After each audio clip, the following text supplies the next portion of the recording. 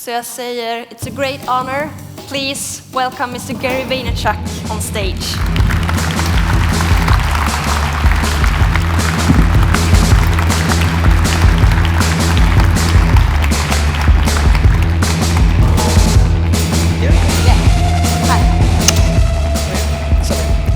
Hello. Hey, good to see you. Good to see you. Hello, everyone. We're so grateful again, Gary. Thank you. Welcome to Sweden. I'm grateful to be back. Yes. How are you, Stockholm?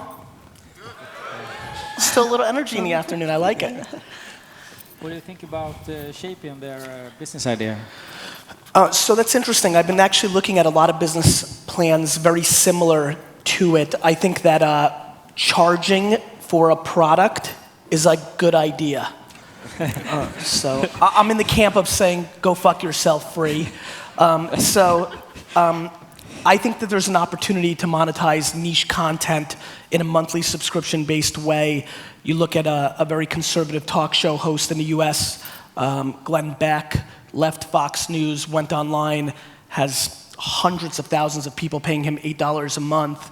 That's a good business model. I think, from the success I had with Wine Library TV when I retired last year, I probably got, and I have them all saved in case I want to do this, probably about 4,000 to 5,000 people who said they'll pay $3 an episode just to get me back into the game.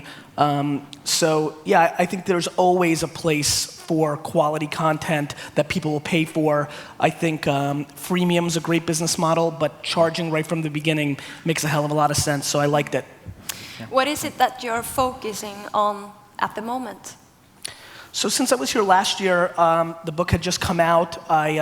In that summer, I stopped doing Wine Library TV, so after 5.5 years of doing daily wine content, I stopped and put all my focus to VaynerMedia, which is the social media agency my brother AJ and I started in September when I kind of took over the realm. We were at 24 people. We're now at 125. So I've been in very head-down operations mode. We've landed some very big clients like Oprah Winfrey and the National Football League, and big clients like PepsiCo and GE, and so we're doing quite well. We have ambition to be the biggest social media agency in the world. I know that you like to talk about the reality of things. So what is the reality of the market right now? Well, I think the reality of the market's different in different places. I was here yesterday and I heard that money was king, right? That, whereas in the US, there's a major bubble right now for startup culture. I mean, every idiot with a half of an idea is getting $100,000 or $1 million to try it. And so what we have in the current reality in the US is a lot of bad businesses being funded and a lot of people are gonna lose a lot of money. On the flip side, the internet has never been more mature.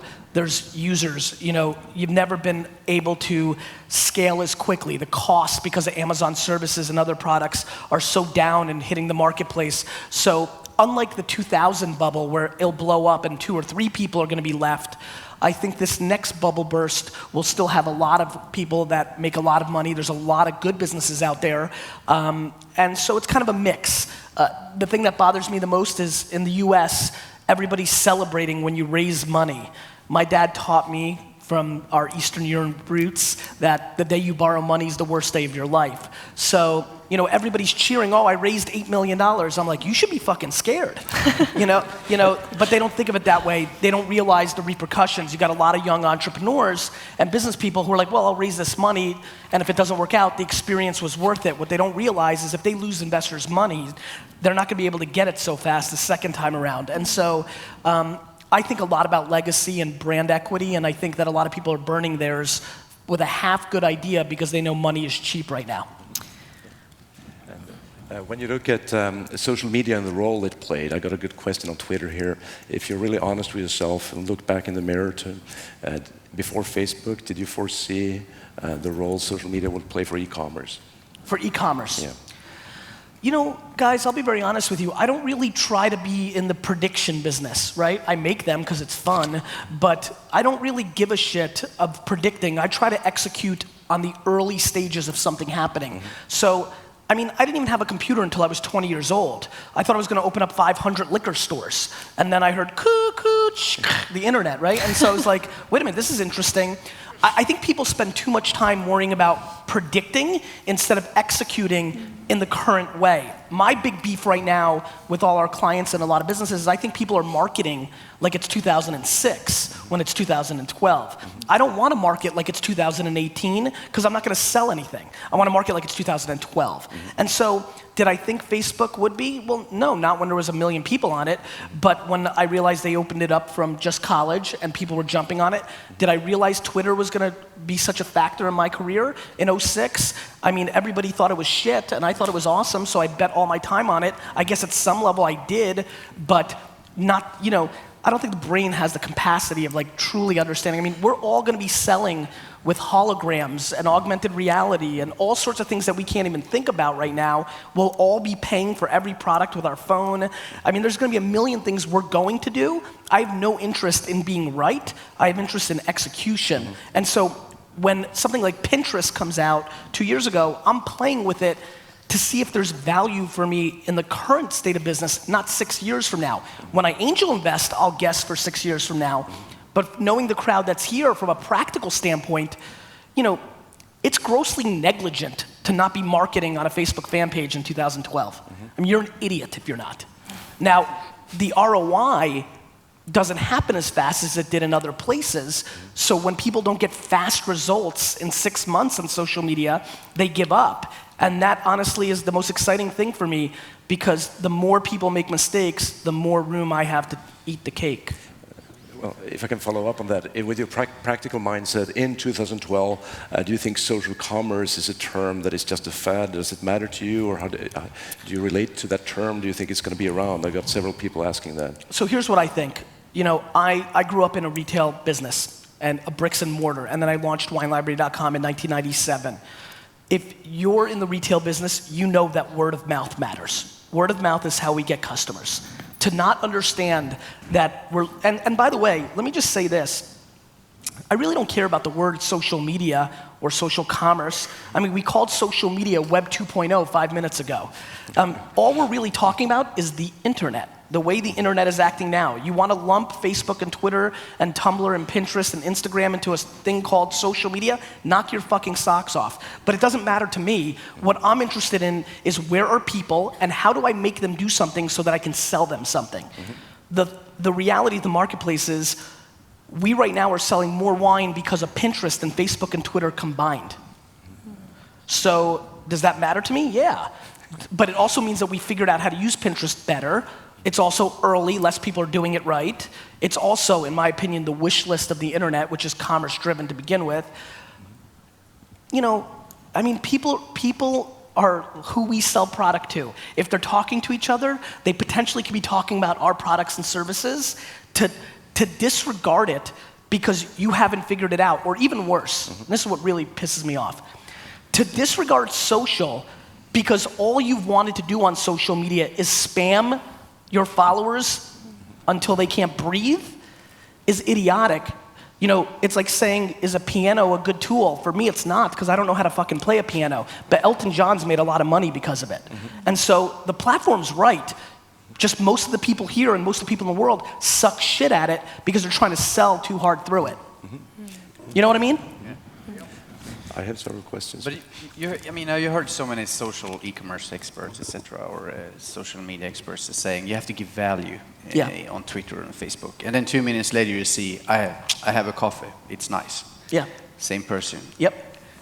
I mean, how do you view that? There's so much crap in those channels. Yeah, I mean, it depends on what kind of personality you are, right? Like, Kim Kardashian makes $50 million a year in America for putting makeup on her face, and that brings value because people find that entertaining. I really don't give a shit if Robert Scoble's having a coffee, but maybe some people do. I surely don't think that my fans really care if I'm very upset about a New York Jets game, but somehow, through putting out a lot of content, I created context where they do care about that. I think value comes in many different ways. You know, some people are just more entertaining. Some people are just prettier, right? You know, nobody wants to see me in a dress, but plenty of people will click a link that has a pretty girl in it, right? So there's a lot of ways to do that. Some people want to hear about up and coming trends, so they follow that person. Value comes in many shapes or sizes. Finding how to bring value and how to build an audience around that is the trick. But you're also talking about an increasing matureness. Would you say that it's much faster today, that matureness? For Pinterest or for new things? Yeah, I mean, or the for speed of which... the speed, yeah. I mean, Facebook had like 4 years to figure it out, right? Twitter had like 3. Poor Foursquare, Dennis Crowley, after a year's like, did you figure it out? You know, now sites launch 2 minutes social cam and video right now, which I'm hot on. You know, how are they gonna monetize? I mean, these companies are 16 seconds old. It's like asking all of us when we were 10 years old to be good citizens. I mean, it takes time. Yeah, I think the maturity thing is quite interesting. I actually think there's huge opportunity if you're smart about this. I think too many of us are poo-pooing things in their infant state. It takes time. I mean, look, the great story about this is Reddit versus Dig. It took Reddit 6 years to kind of win that current battle. And so things take time. And yeah, I think it's kind of ludicrous to ask these platforms to monetize so quickly. On the flip side, as early adopters and as business people, you have to go where users are. And when something like SocialCam can pick up 30 million users, you know, in just a heartbeat, you have to go and test. I'm always blown away by smaller companies not going and testing the water or trying to find their ROI. Being nimble and being fast is really the game of business, and I think people poo-poo it or they wait for it to hit scale. When you wait for it to hit scale, you're gonna pay a lot more money for it.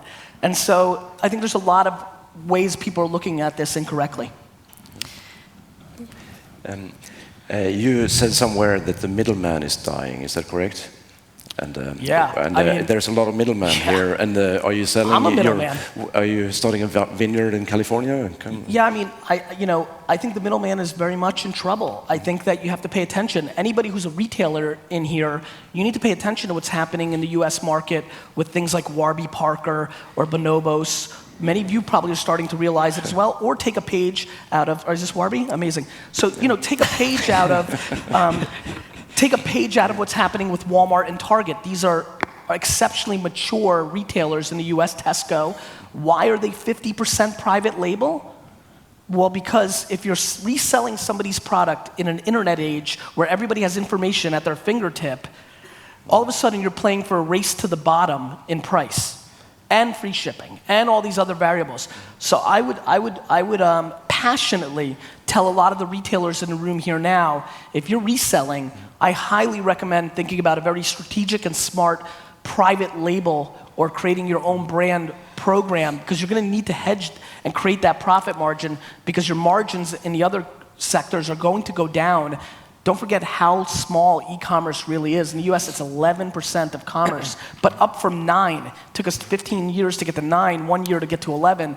When this market really gets big, I mean, looking around in the crowd here, there's a lot of young people here. Nobody's retiring next year. Do you know what this is all gonna look like in 5 and 10 years? When we got 40% of the people buying on commerce, how big the pot's gonna be, but how much information and how savvy the consumer is. If you're just battling on price, or you think your SEO is gonna work, you're out of your fucking mind. Mm-hmm. Yeah. So how important is the strategy? I mean, a lot of people talking about the strategy in social commerce. What do you think about that? The strategy? Yeah. Well, I think everything needs strategy, right? If you don't have a strategy, you only have short-term victories. It's why I talk about things 4 or 5 years early, because I kind of try to play as many chess moves as possible. Now, that gets you in trouble. Let me give you my story. In 1998, I decided that mobile phones were gonna be the future, right? And by the year 2000, in just 2 years, every person's gonna walk into my store with their mobile phone, take a picture of the UPC, know every price of that wine in the world, and then I would have to lower my prices. So in 1998, to get ahead of that, to have my strategy, I lowered all our margins and all our prices, because I wanted to be able to be sustainable by the time that happened. It's 2012, it still hasn't happened. So I was wrong. It was our strategy, but the world did become more price-driven around the same product, and it did help us grow. The execution was wrong. The overall strategy was close. I was too early and probably gave away more margin than I needed to, but I wanted to become a more nimble kind of athlete to be successful. If you don't have strategy, there's only one other way to really win, which is to be extremely nimble. Have micro strategies, do things that feel right, do it, but the second you taste something, adjust. At some level, that's my overall strategy, which is understand philosophically what I'm trying to accomplish as positioning the brand, whether it was myself, whether that was my store, whether that's VaynerMedia, but recognize that everything changes in a heartbeat. I mean, most of the conversations that I've had with Pepsi, GE, Green Mountain Coffee, Del Monte Foods this week has been around Pinterest and social cam. That's not a word that was even talked about 6 months ago. We're living in very fast times, so it's important to understand that. On the flip side, knowing this audience at this point, there are very practical business women, men and women in this crowd. To bet on the next new shiny thing prematurely does not have value short term. If you cannot afford it, then you shouldn't do it. If you can, then you should. That's really an important way to think about it. At some level, though, you have to understand that social commerce is about the customer, not about you. And that's where I think a lot of people struggle. It's always about your offer, your product. Twitter.com/search is the single most powerful, I mean, I should say it here now. Twitter, you guys are a bunch of assholes. You have the best product in social media for business, and you never talk about it. Thank you. Twitter.com/search is a marketer and retailer's dream. The fact that people are putting out content about their interest and their potential buying and the things they like, and you can jump into that, engage that conversation without being a jerk off and trying to sell to them right away, and then bring awareness to your brand is incredible and should be done at scale. But people continue not to do it because the fact of the matter is this room and the entire business world is petrified of what we're on the dawn of, which is one-on-one marketing. We're here, guys. One-on-one marketing is here. We just don't want to admit it because it's hard. It's quite hard. And the way you actually win in one-on-one marketing is spend it on people in your organization to scale the caring and the one-on-one engagement, not on the ad platforms that we use for retargeting and all that stuff. Customer acquisition has been mapped. You can do that. You can retarget SEM, SEO, Facebook ads, good. But what you're all going to care about in the next decade, because of social, because word of mouth matters, is retention and percentage of wallet spend and lifetime value. And those are the things we're all going to be battling on. And that takes heart and soul, not just a good algorithm and UI and UX. Well, an extension of the one-on-one marketing approach is to say no to customers, like Seth Godin says, fire your customers. Do you do that? Seth Godin says fire your customers in a very B2B mentality, which I think has a lot of truth. In a B2C mentality, you're getting customers that are firing you at scale anyway. I think you really have to understand what that means. So saying no to customers is maybe not listening to them at what price you should sell a product because you read a lot of reviews that say it should be cheaper. They'll always say that. But to me, the customer's king. Anything I can do for a customer, I'm interested in. Bending over backwards. Yes, there's a lot of truths to that statement, but you have to put that in the context of the business matter. We're firing customers at VaynerMedia because they're too much of a headache for what they pay us at the end. Yeah. You talk a lot about content marketing. How can you work towards quality in content? How can you make it valuable? Easy, make it valuable, right? How? And so let's think about that for a second. Again, if you look at e-commerce companies and a lot of people and brands putting out content, again, they're stuck in a television mentality and they're making it about them, not about the user. So, I mean, I lived it. I started a wine show. And instead of making it QVC and just selling wine, I made it a service. And I talked about wine in general and educated.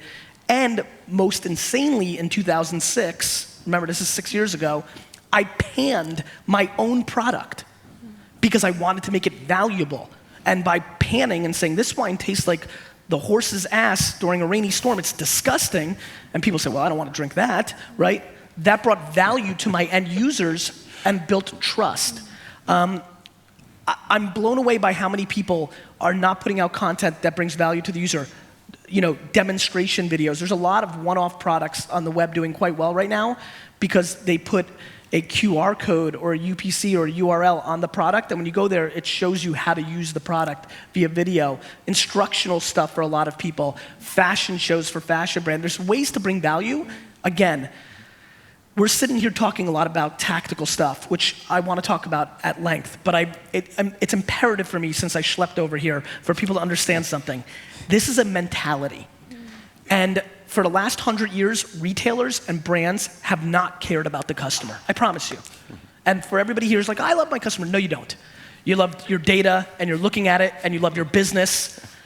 People have not truly loved the customer, and very honestly, I'm not Mother Teresa. I also would have not loved the customer if I did not recognize 5 years ago, because of the maturity of the internet and sites that we call social media are now being built to connect consumers together in a way that eventually at scale will completely dictate the success of your business.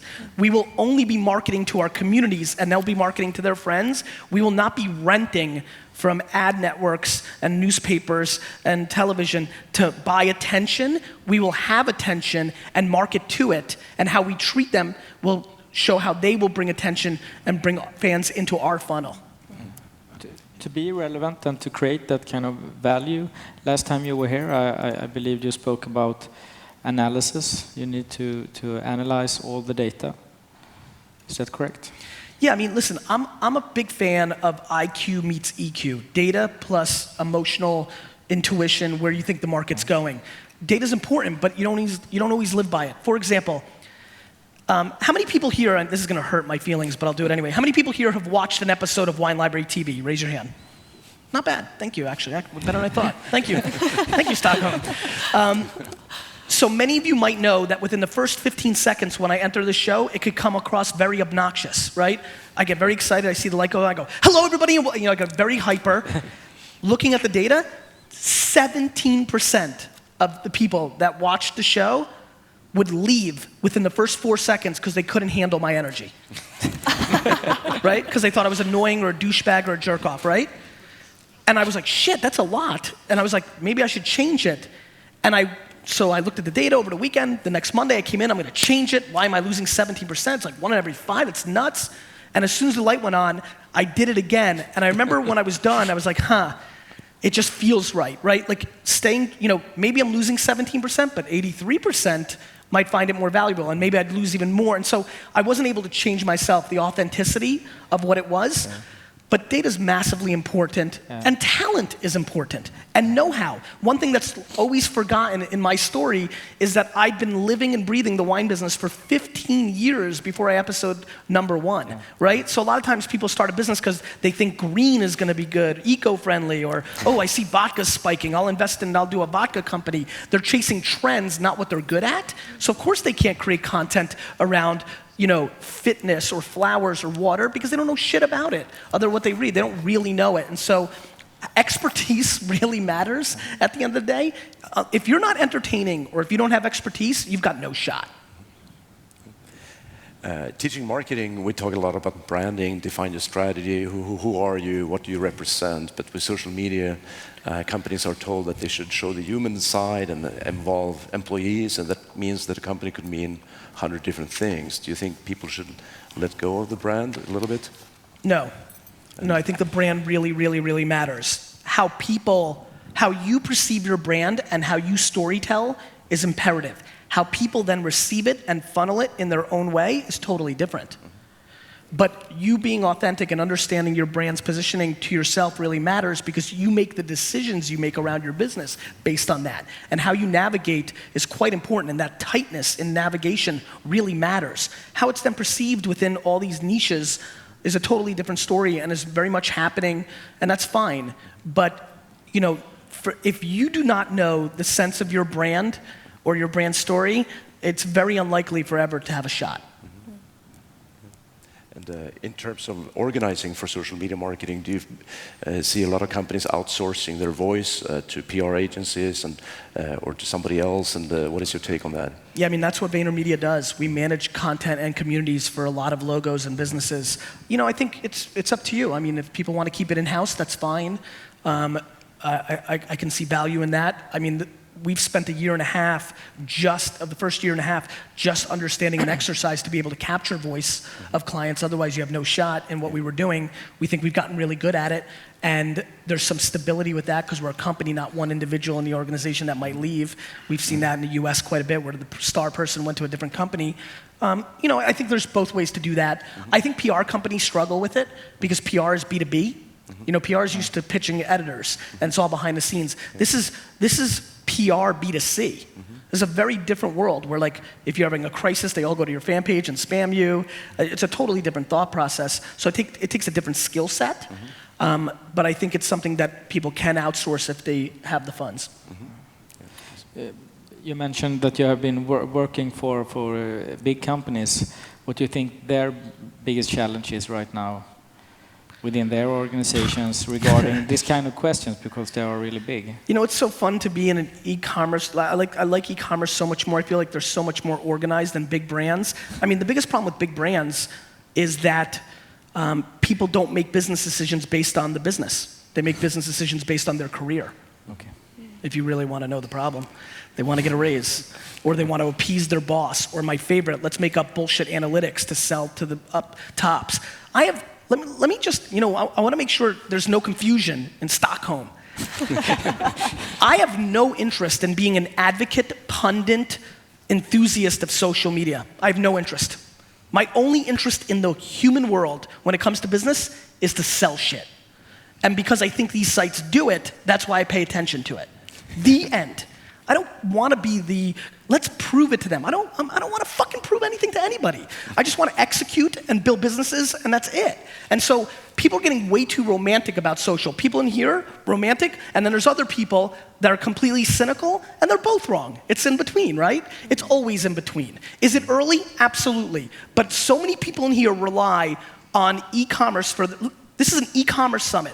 I spoke in 1996 where it was a business summit, and everybody in America said that consumers were not going to put credit cards into a computer. How'd that work out, right? And then in 2000, I was like, this Google thing, I'm telling you, Google AdWords, Dad, do you know what the big argument was? Your competitors are gonna click your Google ads and ride up your cost. How'd that work out? Right? And so like everything that all of you are doing right now, just 45 seconds ago, somebody was saying it was shit. So I highly recommend you not saying social is shit, because first of all, sites that have 900 million users or things of that nature, it's tough for it to be shit. You gotta know how to use it. The first year I used Facebook ads, we sucked at it. You know why? Because we tried to treat them like Google ads. And then we started understanding it was about the visual. Do you know that when you buy Facebook ads, if you put a yellow border around the same ad as a blue border, it can perform 300, 400, 500 times better? So maybe the reason your Facebook ads suck and you've decided Facebook blows is because it wasn't a yellow border, it was a pink border. So what happens is we like to get on a soapbox and dismiss things very quickly. Oh, that's stupid. Oh, that doesn't work. And when we had another rule that we're used to, that was the rule before, and it doesn't match that rule, we struggle with it. People didn't like direct marketing with Google and stuff like that because it wasn't like television and print. It was different. It wasn't mass, it was narrow, right? Now they fell in love with it. It's efficient, it converts, we all know, right?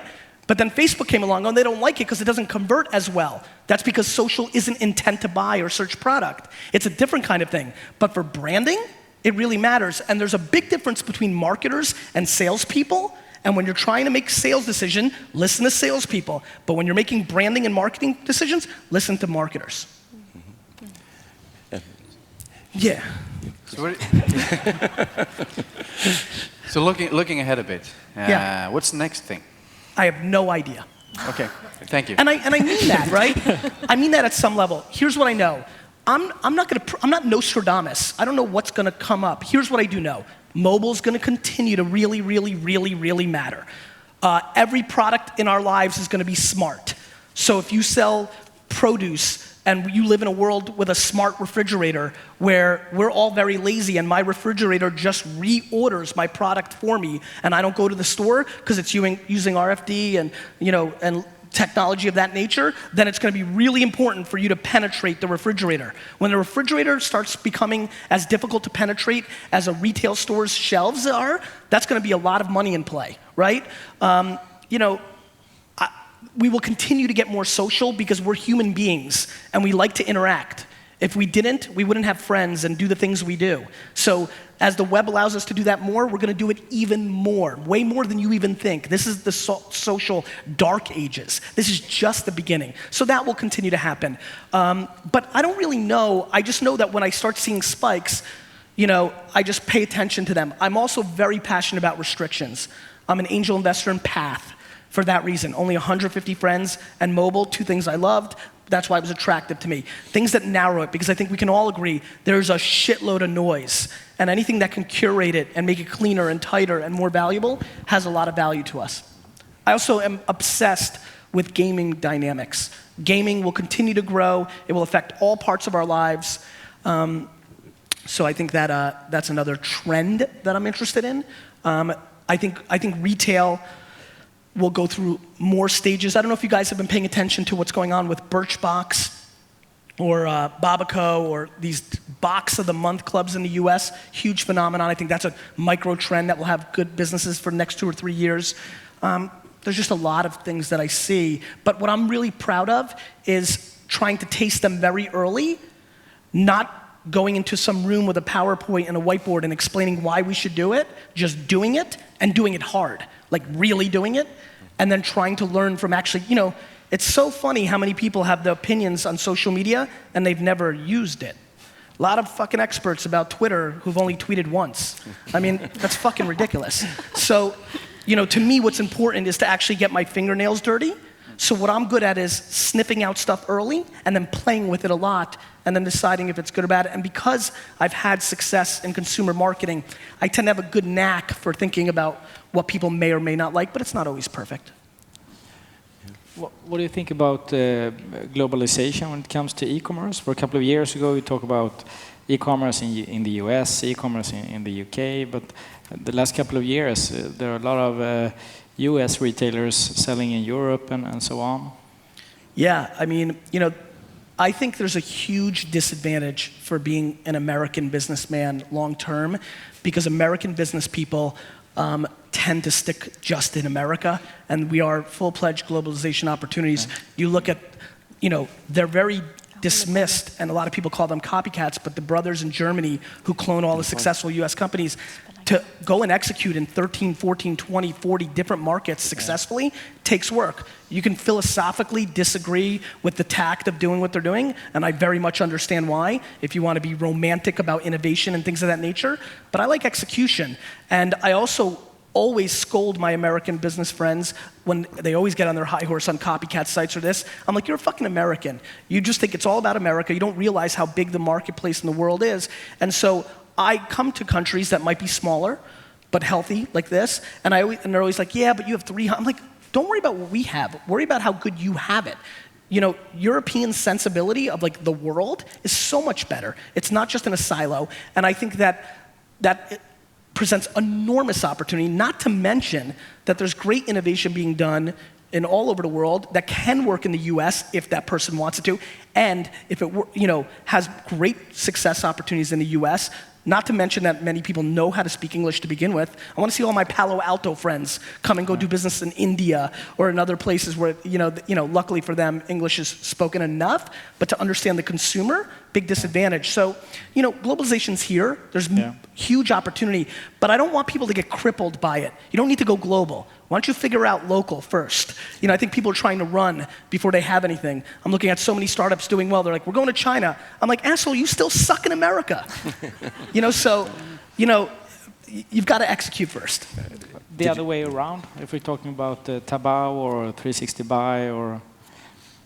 Them going to the US? Yeah, I mean, I think it's a real opportunity. I mean, the US is an amazingly easy place to do business with. It's tough to understand the US consumer is very unique, moves very quickly, so you can't look at SlideShare presentations and, that's where it's going. You got to live in it. Like anything. You want to be successful, you've got to get your hands dirty. You want to open a US-based business? Go and spend a year there, work for some competitor or supplier, taste it. People underestimate tasting it. They think they're so fucking smart. You're not. You have to understand the nuances.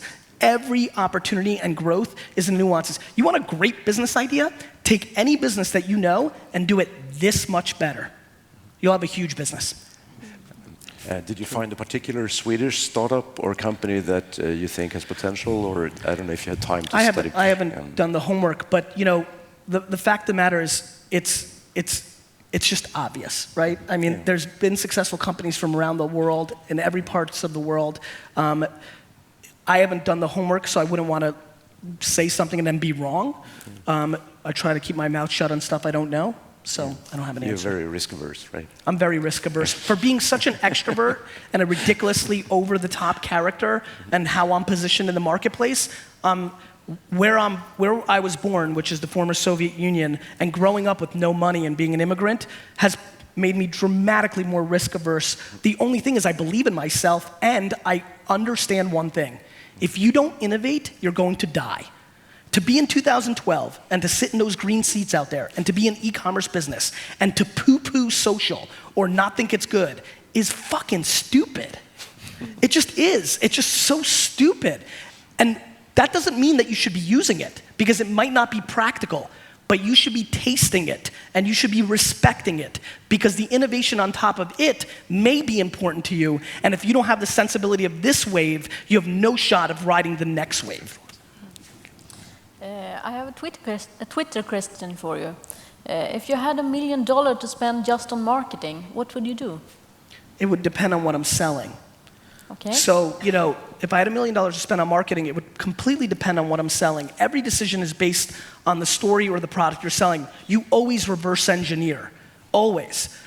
You know, one thing for sure I would spend on, if I had an active business right now, and I had $1 million to spend on marketing, I would spend it on stale or dead customers of my current business. Let me say that again. I think the biggest opportunity for everybody in this room is they have a database of customers who are inactive or not converting. If you have an email service, how many people here do email marketing for their business? Just raise your hands. So for half of you, you're not converting your email at 100% open rate and 100% click-through. What's even more interestingly is you probably have data on customers who've been inactive for a year or more. That to me is an incredibly interesting place to spend marketing dollars on, to go back and try to get business from people that have already cracked the hardest nut, which is to become a first-time customer. I think people are way too much in acquisition mode and not in retention mode. I think everybody wants to go hunting. I recommend more farming. Yeah. Can't you talk about being grateful? I love that message. Yeah, I'm thrilled to talk about that. It's why I think I'm successful. You know, I don't think everybody's born with gratitude, you know, in their DNA. I'm super glad I am. It's what makes me so customer focused, and it's been my biggest advantage in my life. It also really, you know, I don't know how you could get gratitude. You know, there's no way to teach, hey, become grateful, do it. You know, you can't really do that. But boy, if you feel like you are, I highly recommend trying to evoke that emotion more often. It is literally the singular backbone of me being so happy in my life. I'm just grateful, and I keep it very basic. I'm grateful that the people I care about are healthy. And so, you know, it's really funny when you have a big bad business moment or something really bad happens in business, if you just make pretend that the reverse of that happened, so you lost a $6 million account.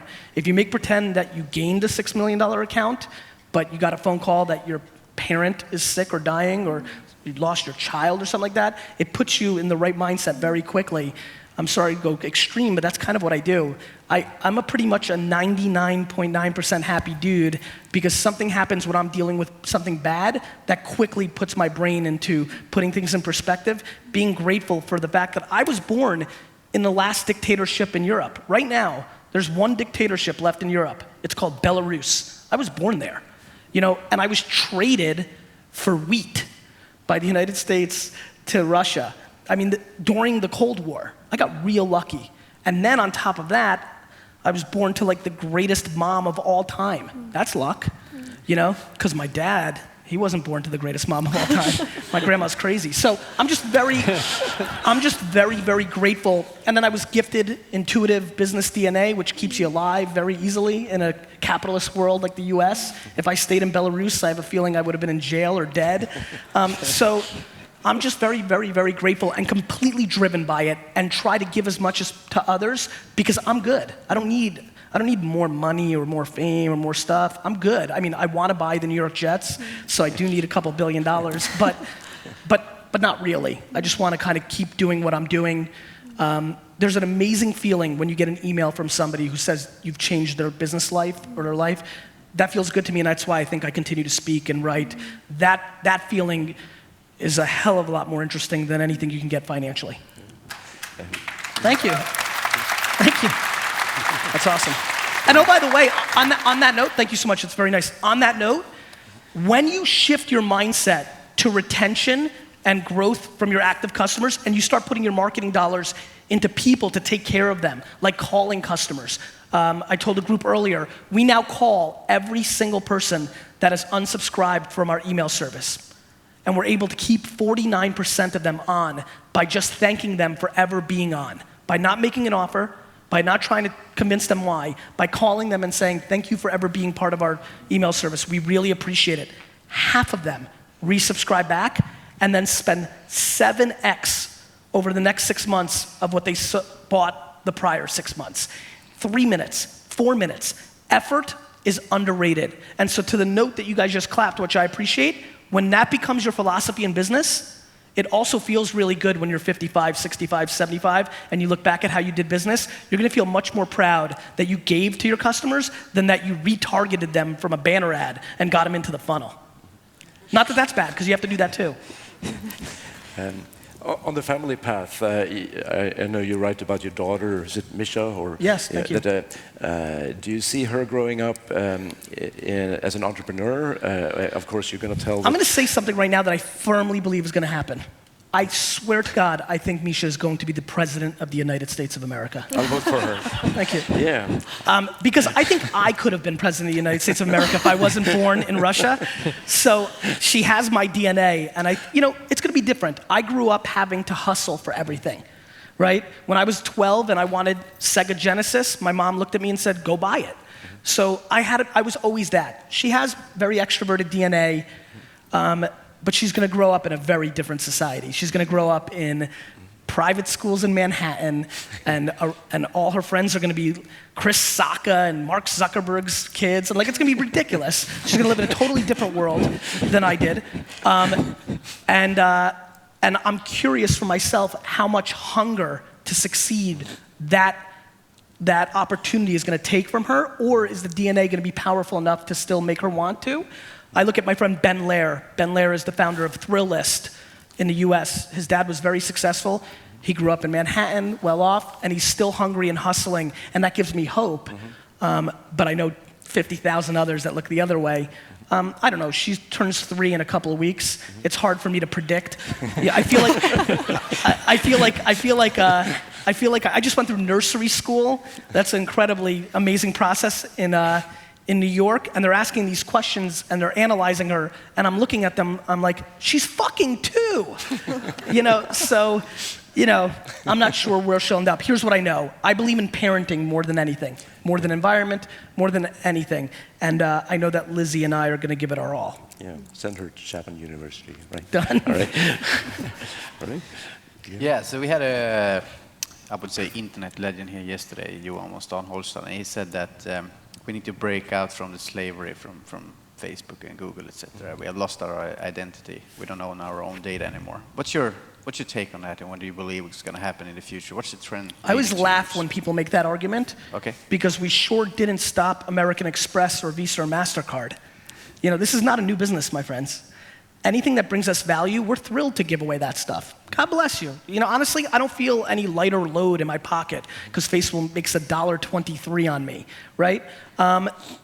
Though, as it becomes more of the conversation, is it conceivable that somebody can start a social network that, shares in the wealth with you? People like to think that. Here's the problem. The original people in a community dictate the DNA and the overall experience. If tomorrow somebody made a real strong play and said, we're going to share revenue with you, share. If you're using it, we'll give you money. The original pioneers, the forefathers of that social network, are going to be affiliate marketers. And they're going to be lowest common denominator marketing people. And it's going to create a tone in there that is not going to be advantageous to more people coming in. It's going to be more of the ghetto than the countryside. And so it sounds romantic. And it's really awesome to come up and say, we're slaves of Facebook and Google. But were we slaves of MySpace? Were we slaves of Friendster? We'll go where we want to go, and we'll go where our friends are.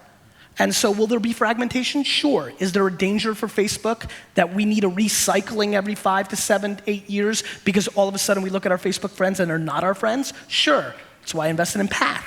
I believe in that, right? But I don't think we have this, how many people here really are devastated that Facebook is making money or Google's making money on your data? You're bothered. Raise your hand. So I think it's romantic. It's kind of like, remember when Foursquare came out and they said, don't check into places because people will rob your house if you check in. I think there's a lot of things that are said that customers really don't give a shit about, including, let me give you a big one, privacy. That's why there's gonna be so much money in this stuff. We really don't care about privacy outside of a couple of things. And don't forget, listen, I'm not being naive to this. My parents, and when I speak about this in other countries besides the US, yes, maybe not in the US. Let me say this again. My parents were 23 years old when we moved to America. I lived in a Soviet household. My parents, the day my dad found out that his address was on Google, he cried for an hour. He was devastated. They respect privacy more than anything. The reason we don't care about privacy is as long as nobody can steal our money and we can't get it back, or hurt us or our loved ones, we're not going to care. And I have a dirty secret for you. The most underrated brand in the world is the human being. We are much, much, much, much, much better than you think we are. The problem is the evening news has told us how bad we are for the last 50 years. When you watch the news, it's not about all the awesome shit that we do for each other every day. It's about the one rogue person that decided to shoot somebody. By percentage, we are incredibly good people. We are that kind of race, humans, and that is why we will not care about privacy, because horrible things are not happening at scale. In fact, I would argue that the lack of privacy is making us a nicer and better society because the kidnapper now knows that everybody has a phone and can catch them on film. And so I actually think that this lack of privacy is causing us to be better. When it comes to this personal perspective and human beings, it brings us to personal branding, which is a hot topic. And what is your take on that? And how do you think corporations should act in order to hire people? Should they come in with cloud score, followers, and things like that? Should they ask them to subordinate themselves and become a company person, or should you coexist? Yeah, I mean, you know, that second part, that last thing you said, that sounds like communism, so I never believed in that. I always laugh at American companies. They're like, we're gonna suppress our people. I'm like, geez, I thought I left Russia. You know, so, you know, I think that's a delicate subject. You know, it all depends on how you play. I continue to believe that when you see innovation come, you use it to go on the offense instead of trying to fight it off because you lose. We can all go read, I mean, there's some amazing stories. If you want to learn about how innovation really is a fun thing to watch, go read the stories about how the people that were in the horse business acted when Henry Ford created the car. You know, they bet more on horses.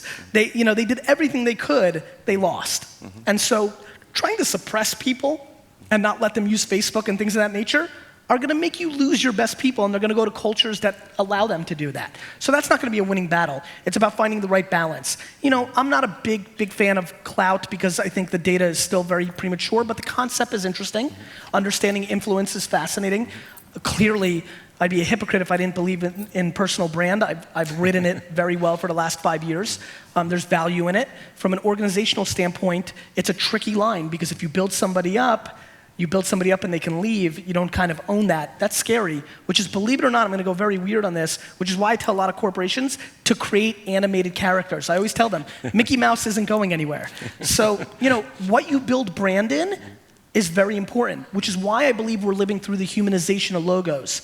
I think logos are starting to act human. From the work we're doing with Vayner, people are willing to interact with Nike or your e-tail business the way they are with a person, and giving that logo a personality is fun because no matter who leaves, you still own that. And from a business perspective, I think that's practical and smart advice. Mm-hmm. So we got another Twitter question here for you. Sure. What are the two basic things to live by when diving into social media as a small business? So, I mean, here's my thoughts. from a very tactical standpoint, Facebook and Twitter are necessity. Twitter.com/search. If you're not going to twitter.com/search every day and searching your business, your handle, or the products you sell, and then engaging those conversations, you're leaving tremendous amounts of business on the table. Facebook fan page, bringing value, whether it's content, entertainment, or product information, or discussion opportunities to build a community, is the second place that I think you really have to do. But the biggest thing that's going on right now, my friends, is that 99% of the businesses on social media right now are doing it poorly because they're either treating it like a television network or they're treating it like their email newsletter. It's just way too skewed to push marketing, and this is all about pulling people in and getting lifetime value. On the flip side, the other thing that I would highly recommend is mapping your active community, your active customers, mapping their social profiles in a CRM and marketing to them around their interest, not around what they buy from you. That's probably the most interesting thing we're doing right now. We're mapping who people are, and we're looking at the things they're tweeting about, and then we're sending offers to them, incorporating the stories of their lives. We literally are segmenting our clients into sports fans and are sending wine emails that are referencing the game from last night, and they convert better. So we've never lived through a time where Facebook and Twitter own our data. Guess what? I can get all the data I want. You can search it out. You just have to do the work. And so we want our data out there. Us putting our data out there makes our lives better. I want to be retargeted to. I only want to see New York Jets and wine and Lionel Richie ads. I want them to be about the things I like.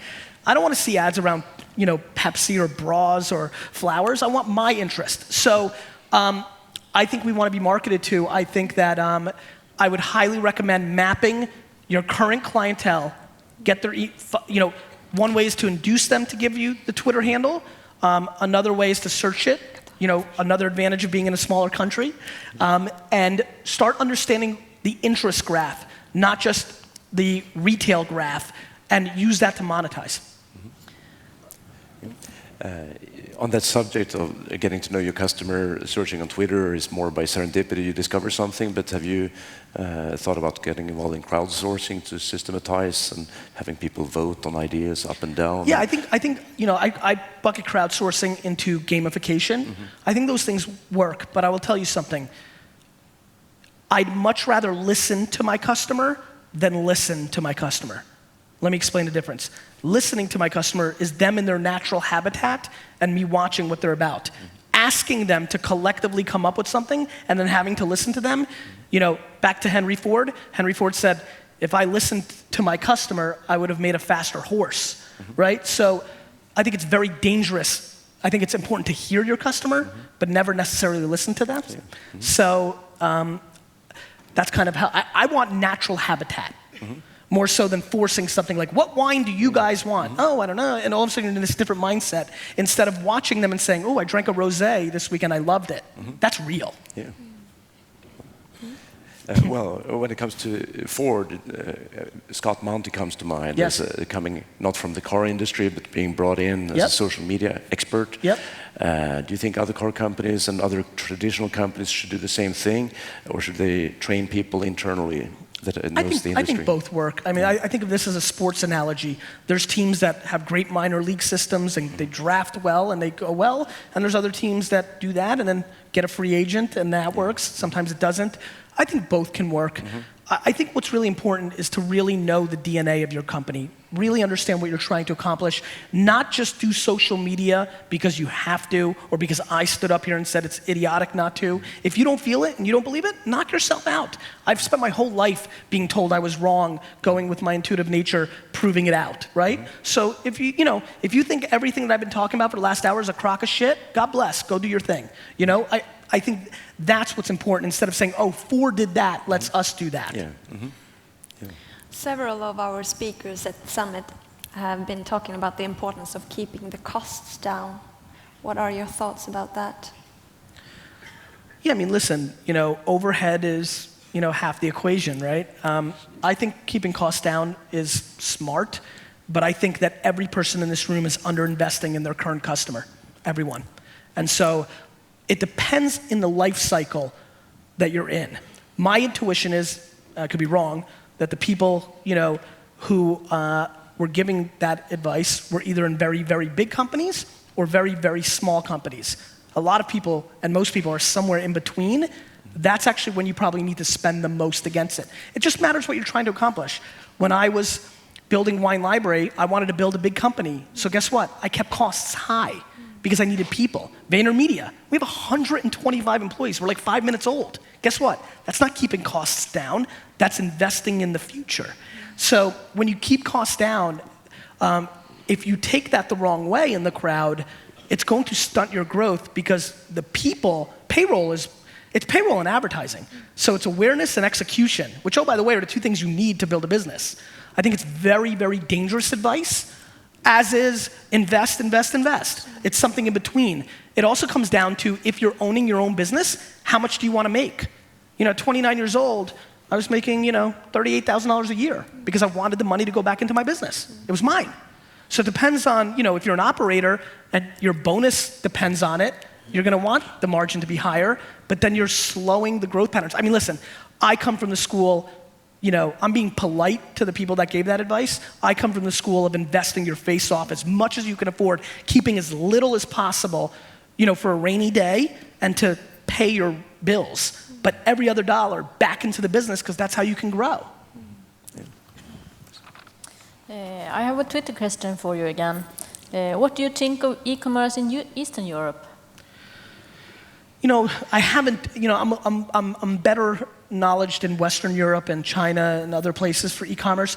I know that customer service sucks shit in Eastern Europe, so I think that's a big opportunity for me. Like, I find that exciting.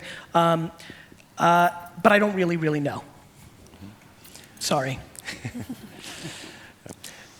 Do you subscribe to this happiness culture with Zappos and talking about being a little bit weird and having fun at work, and in order to translate into social media to encourage your employees to be a little bit non-professional, to not always be so serious?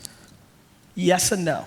The answer is yes. Having a good work atmosphere is all I care about. It's what's brought me success. But recognizing that different people have different needs is important. So if I've got some great, we have a ridiculous culture. Here's VaynerMedia. Our vacation policy is you can take every day off if you want. Now, if you do, I'm going to fire you. But but we have no vacation policy. Dress code is all over the place. Nothing is being monitored in a traditional way. All I want is results. And more importantly, we're monitoring people. Some people clamor and they like it. Standing desks, all sorts of things. Other people are more introverted, so we give them areas where they can be quiet. The developers, developers in the house, they don't want to hear shit. They want their headphones on in their corner and leave me alone. 3 screens and I'm out, right? So I think what's most important is not doing one size fits all. I think it's nice to have a mantra, and I think Tony's done a great job. But what Tony's really talking about is good atmosphere in the building. Tony's a little weird. That's why they're a little weird. For me, it's hustle, right? Like, if somebody leaves the office at 5, they're like scorned by my face, right? My thing is hustle and working hard, which is why people probably stay 6, 7, 8, 9, 10. I think companies take the DNA of the leadership. I really do. But I do believe in Tony's philosophy, and I believe in, it's very similar to mine, which is a happy atmosphere at work is the whole thing. The whole thing. And it's little things, it's little tactical things. We have now a wheel of fun. Every time we get a new client, I bring everybody in front of the wheel of fun and I spin it and everybody gets a prize. $10 gift card to iTunes or pizza party or open bar. You try to do things that are fun. We're a very young company, so that's fun. Open bar's fun for them. If the company was older, maybe it'd be a spa treatment. I think you've got to, I think it's very individual. Much like I believe that we're in the dawn of one-on-one marketing on the consumer level, I feel like we're in the dawn of one-on-one engagement within your own organization, and everybody's different. And as much as you can tailor to them, then you have a chance to have global retention. One of our participants yesterday said that all good entrepreneurs want to make the world a little better. How will VaynerMedia make the world better? Yeah, so first of all, I think that's not true. First of all. It's the same guy that told I think that's a romantic thing that entrepreneurs want to say. First, entrepreneurs want to make fucking money, right? Because that's why they're entrepreneurs, really. You know, if they want to make the world better, go be a philanthropist or go work for a fucking shelter. That's horse shit. That's just romantic mumbo jumbo bullshit. Now, it's a nice byproduct. I sure like the things I do that are nice, but it's not what wires an entrepreneur. An entrepreneur is wired to buy shit and sell shit.